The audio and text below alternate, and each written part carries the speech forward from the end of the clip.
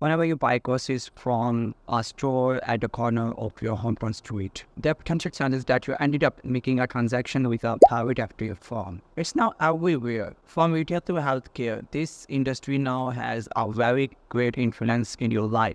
What's up, guys? It's Ahmed, and today we're gonna understand the private equity industry with its grand market conditions and its facts from the broader economy. So, what is private equity? This industry has two entities involved. One is limited partners, and the other is general partners. Limited partners are investors, and general partners is maybe a PE firm or private equity firm. Limited partners give money to general partners to invest and give them that money back multiplied while taking their share of profit. General partners take the money of limited partners and buy companies, mostly private companies, or privatizing the public companies, and make the financial and operational changes in those companies in order to get them better and sell them at profit after almost 5 or 7 years. It's like flipping homes. Yes, but this is part of... No, it's not. Actually, what made this thing so big is that the complex factors of market dynamics and some risky techniques of financial engineering that these firms were able to exploit. But now it's not the same anymore. One problem with this, actually, private equity industry is taking hands on everything that looks profitable to it. Right now, this industry may be buying your favorite chain of grocery stores, or maybe taking a share in the defense sector. And you may not know about this, but this industry is getting bigger and bigger day by day. Now, big that even the sovereign wealth funds are getting into this track. Talking about the growing influence of this part of the investment world, I think it's better to talk about the ongoing problems that this industry has embedded itself. Actually, first I want to start with the high interest rates across the globe. Higher rates are making private equity firms to rethink of their doings. Actually, when they buy their portfolio companies, they load up these companies with enormous amounts of debt. It's called leveraged buyouts. Actually, PE firms also take other strategies to do acquisitions, but LBO is the widely used strategy. PE firms buy companies with, let's say, 20% of the investors' money, and the rest is covered through the debts from the banks or private lenders. That is the first nail in the coffin. In a finance research letter by Brian Ash and Madhi Vastad, the authors made conclusion that leveraged buyouts increase the chances of companies going bankrupt by 18%. But isn't PE firms are supposed to make them better?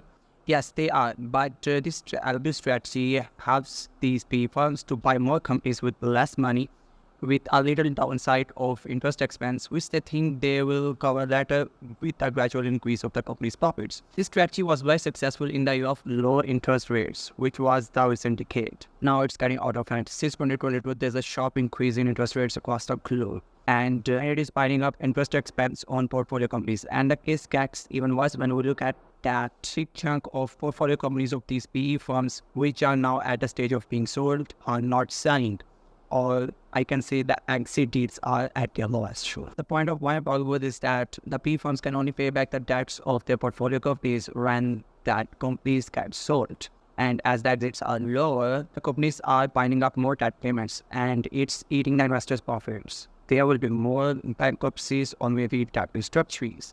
And also, less deal flow, which is another problem, is causing an immense pressure on PE firms to do something with the investors' money, which is right now sitting idle. As of the 2023, the dry powder around the globe is sitting at $1.2 trillion, of which 26% is about 4 years old, which means that limited partners who gave the money to the private equity firms around 4 years ago are putting pressures on the PE firms to do something and give them the distributions of profits. These funds are reaching a maturity timeline of maybe 5 or 7 years. It means the industry is in immense pressure to get on the new deals, but meanwhile, the conditions for the traditional business model are not great. So industry has to devise some new, innovative and creative ways to increase the liquidity in the market.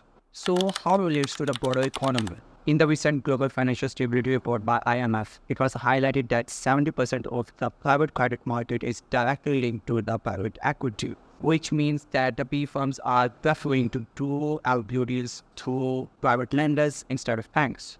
This is because after 2000 financial crisis, banks are tied with increased amounts of regulations related to these kind of transactions. And here PE firms are going to the private capital industry for enormous amounts of debts, even when they know they have to pay higher interest rates than the banks. This is a huge threat to global financial system. A rates of enormous amounts of debt may make the chances of bankruptcies of the PE-controlled portfolio companies higher. And if the bankruptcies get higher, then a lot of capital of the private credit investors will get stranded, which includes pension funds, which cannot handle this kind of illiquidities. Will also increase the pressure on the private credit managers to exit the funds with potentially lower returns than the public market. Scenario is kind of the same as the housing crisis of 2008, which later reformed the banking industry. Banks were giving loans to the incompetent persons just to get on the opportunity. And here, private equity industry and private credit industries kind of started to do the same. The PE firms are desperate to deploy the capital. Private credit managers are also desperate to do so because of the growing competition between different firms. This will lead to the expensive deals of inefficient companies by private equity firms and leveraging those deals with the private credit. I'm saying expensive deals because of the growing competition in the private equity space, as more firms are competing for same companies to buy, and the sellers are asking for higher prices than they are worth. Kind of inflated prices. If there will be a collapse in this market, it will surely produce waves around the global financial system. And I think we should see how private equity industry is responding to these problems. The industry is changing its ways of doing business. 2023 PE firms reduced dependency on debt while buying companies with more of the investors' money. This may be a response to the increased cost of capital in the recent years. Firms are devising new ways to extract value for greater exits, investing in the artificial intelligence. Firms are deploying resources to use the artificial intelligence with its full potential. Despite major hurdles this industry is facing, the private equity industry still managed to raise more money in 2023 than in 2022. It's shocking, but attractive returns are keeping the investor part of. How long these returns will stay attractive in this economy, only the time will tell this.